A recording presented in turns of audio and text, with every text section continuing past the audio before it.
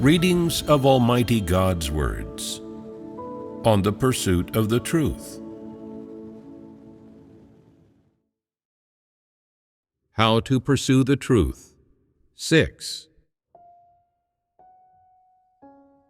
The 11 standards for evaluating a person's caliber. In the last gathering, we fellowshipped on a major topic concerning the pursuit of the truth, letting go of the barriers between oneself and God and one's hostility toward God. Within this major topic, we spoke about letting go of human notions and imaginings regarding God's work, involving topics about people's innate conditions, humanity, and corrupt dispositions. And within these topics, issues related to caliber were mentioned. We fellowshipped a bit about the issues related to caliber last time, resolving a portion of people's notions. Having heard this, do you have an accurate definition of what caliber is? What exactly is caliber? How should caliber be understood? How can one judge whether a person's caliber is good, average, or poor? Based on what aspects should it be judged? Have you sought on and contemplated these questions? I have contemplated them a bit. In the last gathering, God fellowshipped that, to evaluate a person's caliber, we have to look at their efficiency and effectiveness in doing things. Previously, I did not have much understanding in this regard and would even confuse strengths with caliber. For example, when I see someone achieve particularly good academic results or be proficient in several languages, I would think this indicates that they have good caliber. Only through listening to God's fellowship did I gain a clear judgment on what truly good caliber is and what merely constitutes some strengths. If a person outwardly seems quite shrewd but has very low efficiency in doing duty and is always unable to comprehend the truth principles, their caliber is relatively poor. Evaluating a person's caliber by their efficiency and effectiveness in doing things. This is a general way of putting it. Beyond looking at their efficiency and effectiveness in doing things, there are specific standards for evaluating a person's caliber. First, their learning ability. Second, their ability to understand things. Third, their comprehension ability.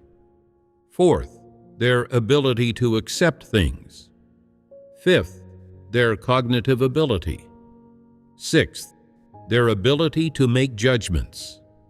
Seventh, their ability to identify things. Eighth, their ability to respond to things. Ninth, their decision-making ability, which can also be referred to as their ability to execute. 10th, their ability to evaluate and appreciate things. 11th, their innovative ability. Have you kept them in mind? How many are there in total? 11. Read them out loud. 1. Learning ability. 2. The ability to understand things. 3. Comprehension ability. 4. The ability to accept things. 5. Cognitive ability. 6. The ability to make judgments. 7. The ability to identify things. 8. The ability to respond to things. 9. Decision-making ability. 10. The ability to evaluate and appreciate things. 11. Innovative ability. To judge a person's caliber, generally speaking, you have to look at these two aspects: their efficiency and effectiveness in doing things. Specifically, to assess their efficiency and effectiveness in doing things, you have to make a comprehensive determination based on these 11 standards. In this way, you will be able to accurately judge what a person's caliber is truly like. Of course, to assess a person's caliber, the first step is to look at their overall abilities in various aspects, and then at their efficiency and effectiveness in doing things. If they possess caliber and ability in various aspects, then they will certainly do things with both efficiency and effectiveness. If a person's efficiency in doing things is high and their effectiveness is good, then when you evaluate their abilities in each area according to the 11 standards, they will certainly also be good. Any one of these 11 abilities, taken individually, cannot fully determine whether a person's caliber is good or not. It must be judged comprehensively.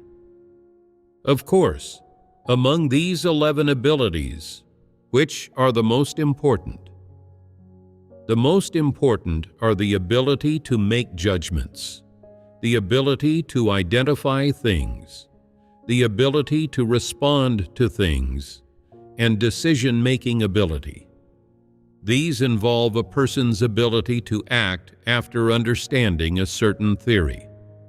The remaining abilities pertain to comprehension and learning, which involves the human mind.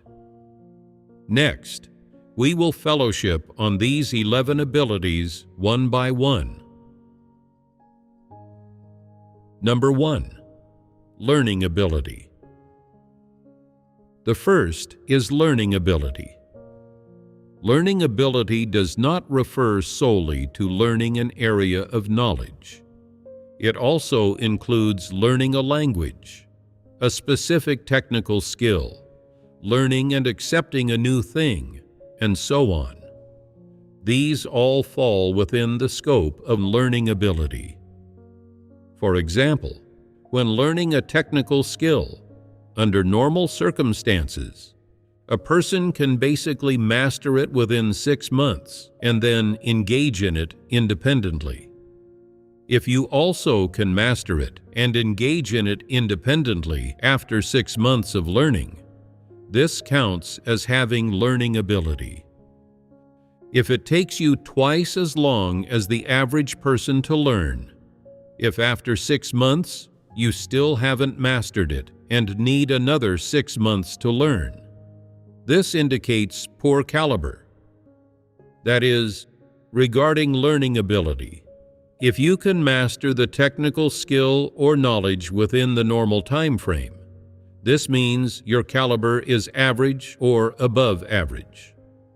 However, if you exceed this time frame and require twice or even 3 times as long as others to learn the technical skill or knowledge, then your caliber is poor.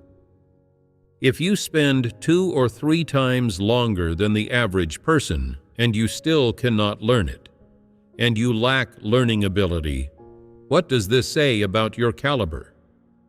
Without learning ability, you do not meet even the general standard for having normal human caliber. You are worse than having poor caliber. You have no caliber at all. What category does having no caliber fall under?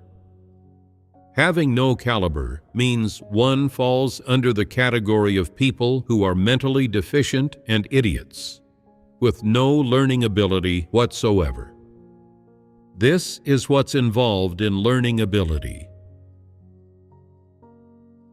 Number 2, the ability to understand things.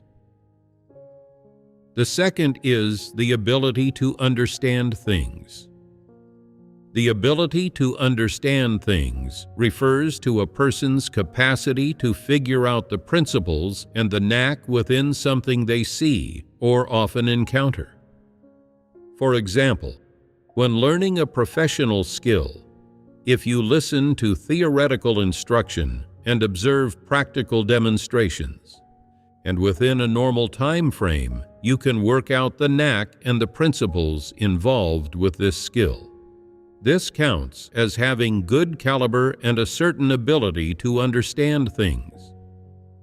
If you cannot immediately understand it, and even if someone fellowships with you again, you still cannot understand. And even when they give you repeated hints, you still cannot understand what the knack for doing this thing is and what the principles involved are. Then your ability to understand things is poor.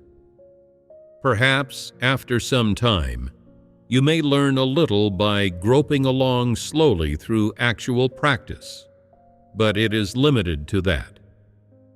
If, regardless of how much time you spend, whether 3 years or 5 years, what you can understand remains confined to a limited scope, and when doing things, you only adhere to certain regulations and certain rules without being able to understand the fundamentals involved and apply them to actual practice. This means your ability to understand things is poor. People like this have poor caliber. For example, some people perform church work, and after you fellowship with them about the truth principles, they feel that everything you said is correct and have no doubts about what you fellowshipped. However, they just cannot understand why things must be done this way and are unable to comprehend the principles involved. Especially when faced with various problems or special situations in real life or while doing their duty, they do not know how to apply principles or how to approach and handle the problems they encounter according to the principles. This indicates a lack of ability to understand things. People who lack the ability to understand things do not understand after hearing fellowship about the truth, and always make requests like, "Can you give another example?" or "Can you explain it in more detail?" Only after you give an example and explain in detail can they understand a little. But if you fellowship something deeper, they once again cannot understand and will ask you to give another example. Why do they repeatedly ask you to give examples? It is for you to explain similar situations in real life through examples, so that they can just remember a certain approach or regulation. Why do they do this? It is because their ability to understand things is very poor. You might also say they have no ability to understand things. They do not know how to apply principles in real life or while doing their duty. No matter how you fellowship with them, no matter how many specific examples you give and how many principles you clearly explain, even addressing the principles for handling special situations, they can listen all day long and still not get it. They feel that what you are saying is just theory and still do not know how to handle the various problems they face in real life. This indicates a lack of ability to understand things. Regardless of how others explain things to them, people who lack the ability to understand things cannot get it.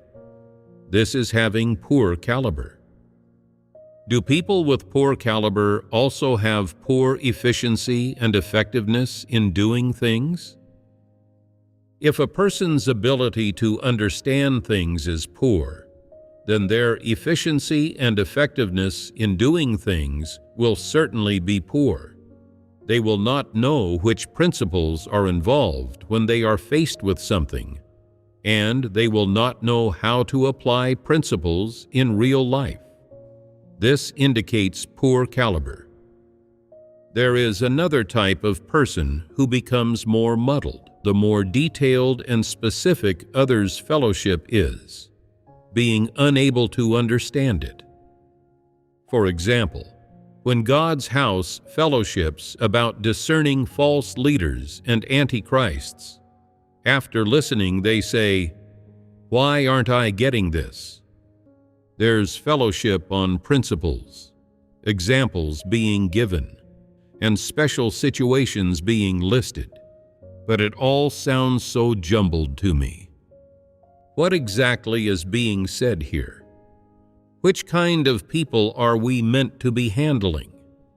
Are we to handle false leaders or antichrists? Is our church leader an antichrist? That person seems a bit evil. Are their manifestations due to a corrupt disposition or to bad humanity? Just which are they, a false leader or an antichrist? I still don't understand. They do not even understand what the truth principles you fellowship about are. The more they listen, the more muddled they become. Not only do they fail to connect these truth principles to actual situations, but they also become so muddled that they do not even know what the theme of what you are saying is. Doesn't this show a lack of ability to understand things? For example, imagine a situation in which everyone has gathered to fellowship on a single theme, with each person contributing their thoughts. You fellowship about your understanding. I express my grasp of it. One person raises a question. Another person raises a different question, all centered on this theme. Those without caliber listen to this kind of discussion and cannot wrap their heads around it. In their hearts, they think, "What are you all talking about? Why can't I understand it?" They become muddled. They cannot make out the underlying logic behind the reasonable questions raised by others, or why those questions are being raised. They cannot figure out the reasons behind this. They're even worse than a bystander. Those with caliber, even just observing from the sidelines, can tell who is correct and who is wrong, the reason why someone asks a certain question, whether the questions are deep or shallow, how the questions are being answered. But those without caliber cannot understand any of this and cannot understand the underlying logic behind it. This shows they don't have the ability to understand things. When others fellowship about something, they cannot discern after listening. They do not know whether what was said is truthful and objective, nor can they see through to the background and essence of the matter. They are completely at a loss. As for why this theme is being discussed, why the principles involved in this theme need to be repeatedly emphasized, as well as whose questions pertain to these principles and whose do not, they cannot understand or make sense of any of these. As they continue listening, they become drowsy. They start taking themselves to be mere bystanders in this fellowship, and their hearts become clouded. With other people, the more the truth principles are fellowshipped, the clearer and more lucid their minds grow. But for those without caliber, the more they listen, the more muddled they become, and the more clouded their thoughts become. This indicates a lack of ability to understand things. Doesn't this indicate extremely poor caliber? Such people can also be called people with no caliber. What kind of people are those with no caliber? The mentally deficient, idiots, fools. This is the category of people with the poorest caliber. This is the second aspect, the ability to understand things. Number 3, comprehension ability. The third aspect is comprehension ability. Comprehension ability is similar to the ability to understand things, but goes a step further. What is the difference between them? Comprehension ability focuses more on how to align the principles of the truth and paths of practice with the various issues in real life, and then implement them in real work after one has understood and mastered these principles and paths. This is where the distinction lies. People with comprehension ability, after understanding the fundamentals and principles of something, have a path of practice in their hearts, and an accurate scope, a direction, and a goal. They know how to apply these fundamentals and principles, and also know the principles of practice involved in certain special situations. Suppose that after hearing fellowship on some truth principles, a person can recognize the essence of some problems and then use the truth to resolve some actual problems in real life. That is, after they hear these principles, they immediately understand how they should have practiced in response to a previous situation. And when situations arise again, they also know how to apply the principles to approach them, and immediately have a path of practice in their hearts. Their comprehension of principles and fundamentals acts like a guiding light, quickly enabling them to know how to handle various issues in life or work, and enabling them to have a path, direction, and principles of practice. In that case, such a person has comprehension ability, which, of course, is a manifestation of good caliber. Say that a person, after hearing some fellowship on the truth principles, knows how they should practice and handle those things from their actual lives, which are common and universal, or which they've experienced. However, they do not know how to apply these truth principles to special, complex situations, unexpected situations, or uncommon problems and phenomena they haven't experienced, and still need to seek and make inquiries to obtain an accurate answer or a specific plan of practice before knowing how to handle and resolve them. Otherwise, even after hearing the truth principles, they still do not know how to handle such matters or problems.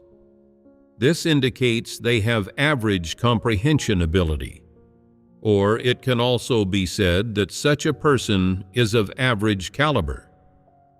Some people have worked for 10 or 20 years, and with some work experience combined with the clear fellowship of truth principles from God's house, they know how to handle common situations and have received confirmation that handling them this way is correct.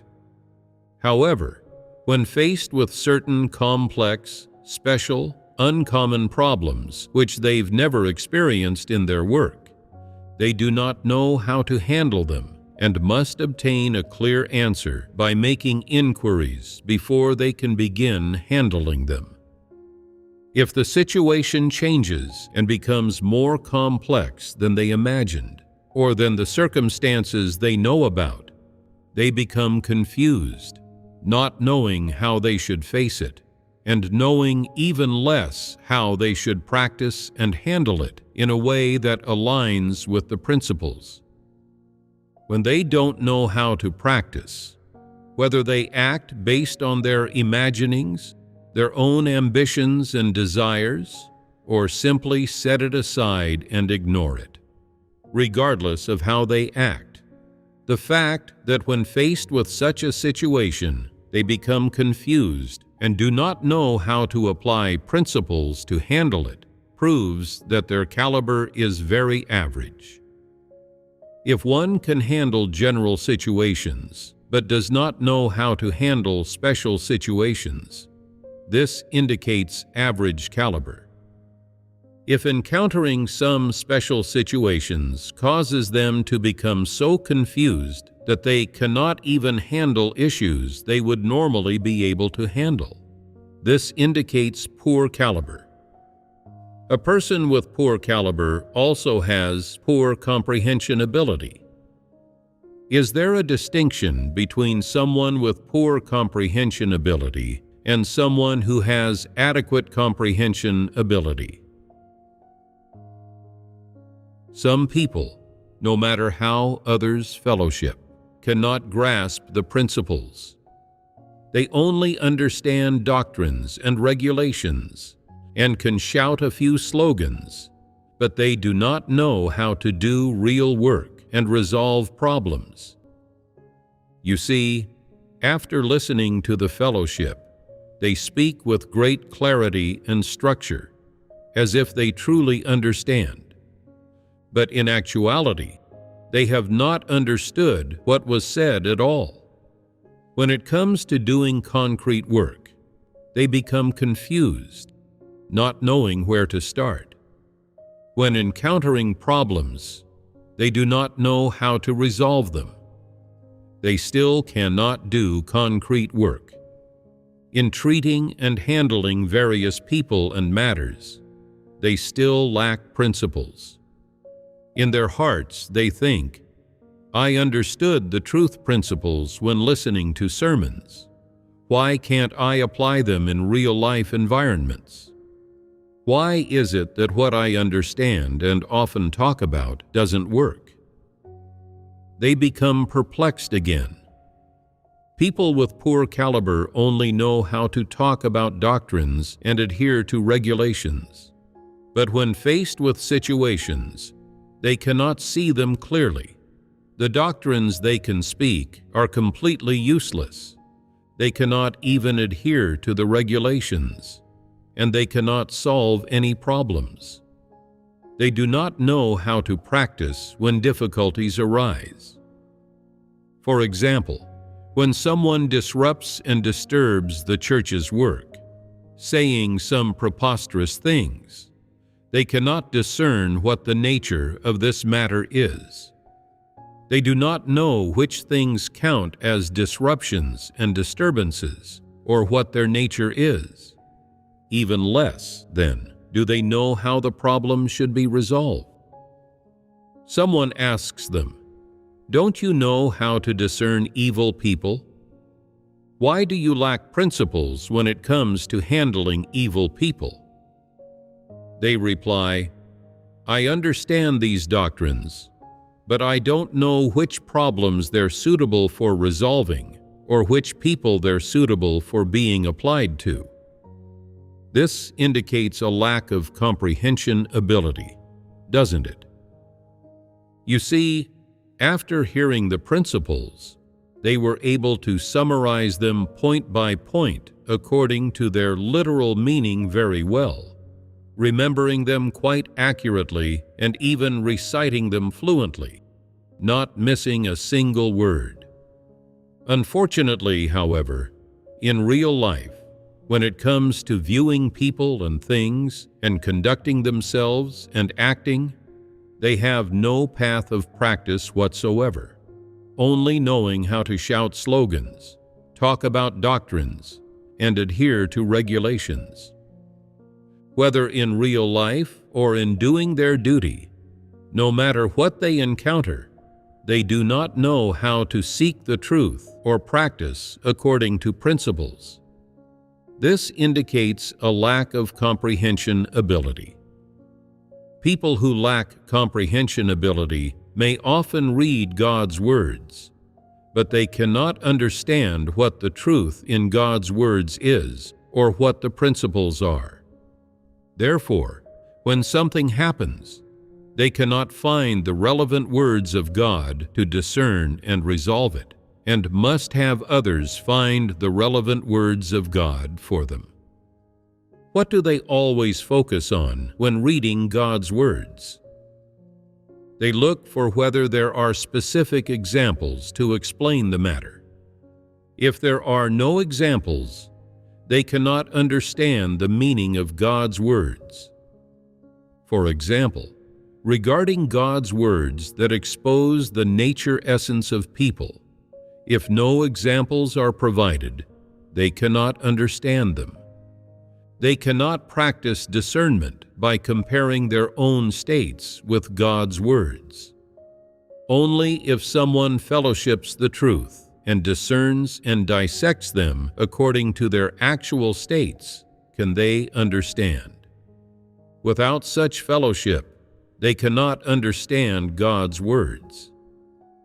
Such people always complain when reading God's words, saying, "Why aren't there specific examples? How am I supposed to correlate this with myself? These words are too difficult to understand. No matter how I read them, I can't match them up with myself." This shows that they cannot understand God's words, let alone understand the truth or bring God's words into real life. What they understand is merely simple doctrines and regulations, but these doctrines and regulations are useless in real life. When things happen, they still have no path of practice. This indicates that they don't have comprehension ability. Are people without comprehension ability of poor caliber? The people with the poorest caliber are those without any caliber at all. Such people cannot make sense of the various principles they hear.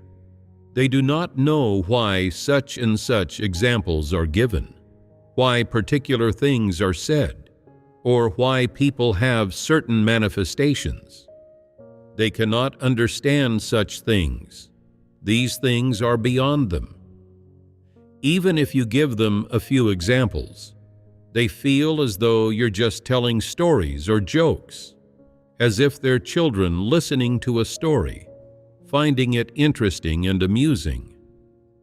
If someone asks them whether they understand what they heard, they say they do, and they can even mimic the humor of others' words or imitate how they upbraided people. If you ask them, "Do you know the relevant principles that people should adhere to?" they reply, "Huh? There are principles? I didn't catch that." Do such people have comprehension ability?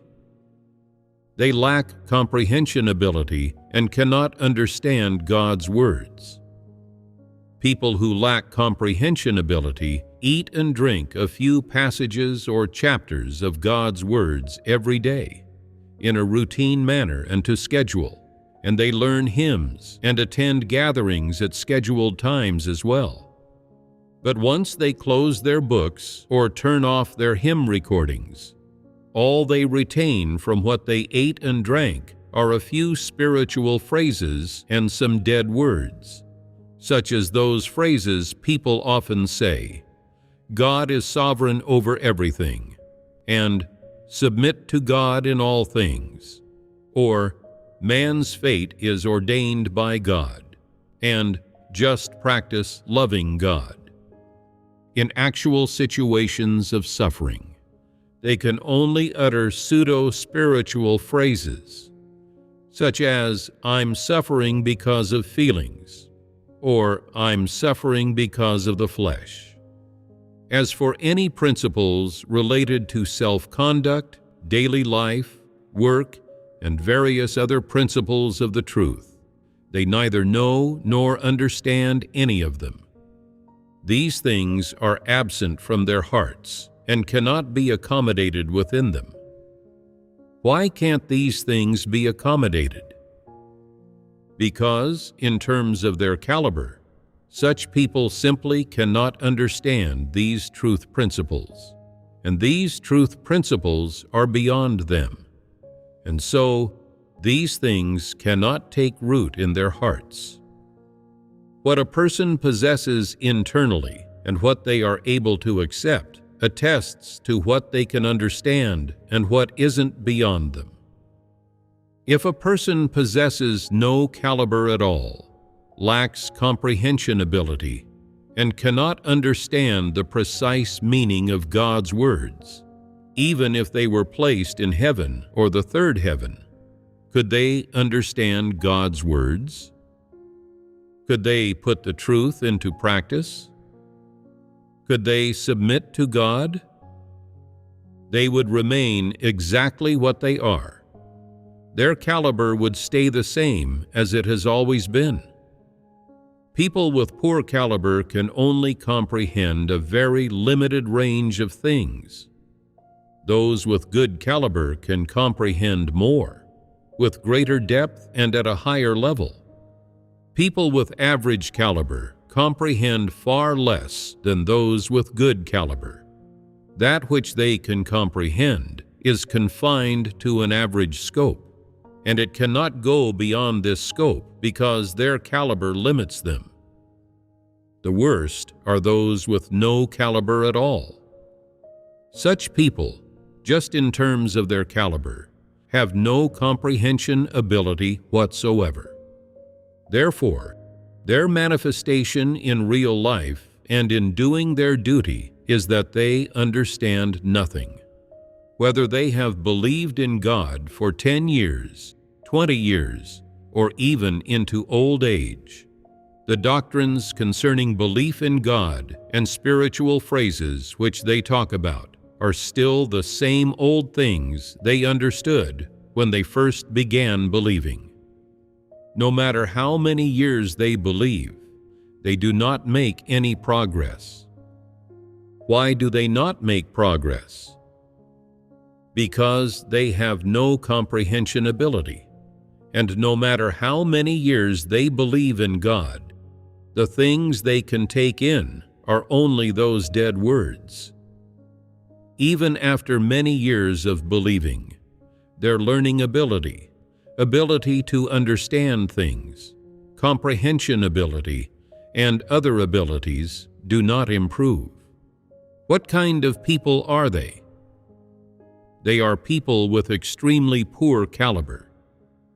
Because their caliber is poor and their various abilities do not improve, even if such people live to be 40, 50, 60, or 70 years old, their ability to take care of themselves will still be very weak. By observing their survival ability and ability to take care of themselves, you can tell what the caliber of such people is like. This kind of person is mentally deficient, idiotic, and foolish, and their ability to take care of themselves is very poor. Why do I say that their ability to take care of themselves is poor? Because their learning ability to understand things, and comprehension ability are all poor. The experience, common sense, patterns, and knack for doing things which they acquire in life are very limited. Even at 60 or 70 years old, they remain the same. People with good caliber, by the time they are in their 30s, have already developed some knowledge of the various problems they face in life and along their path of life, having gained some understanding, insight, and experience of these things. Through this experience, they know what to do when encountering various problems, so that they can live better and protect themselves more effectively. However, for people with poor caliber, because their abilities in all aspects are weak, no matter how old they get, their survival ability remains very poor. How poor is it? It's so poor that they lack the ability to live independently. Some might say, "Look, they eat heartily, sleep soundly, and are in good physical health.